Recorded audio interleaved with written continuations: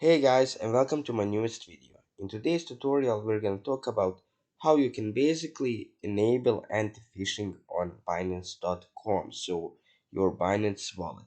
Let's get right into it.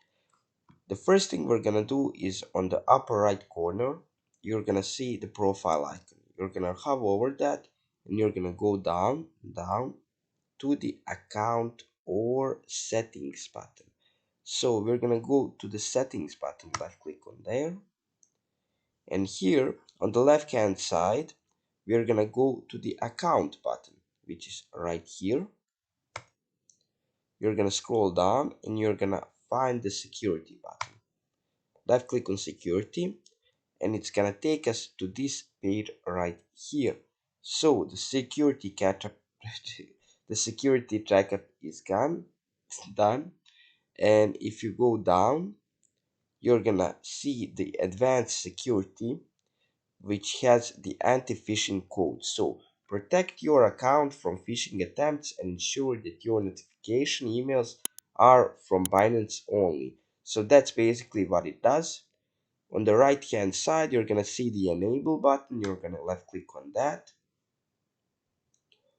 and here we need to basically click to create an anti-phishing code, which can be whatever you want. So it's just 4 to 20 characters excluding the special symbols. So let's say it's Superman, or I don't know, just a second. So let's say it's Superman 222.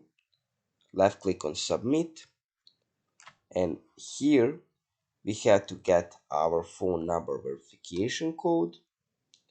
I just clicked and here it is. So 446531.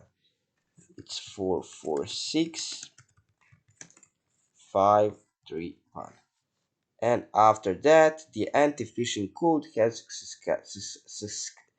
successfully changed, and the old anti-phishing code is right here. So if we set to change the anti-phishing code, we're gonna have to set the new one, and we're just gonna set to confirm, and that's it. So that's it guys for today's video.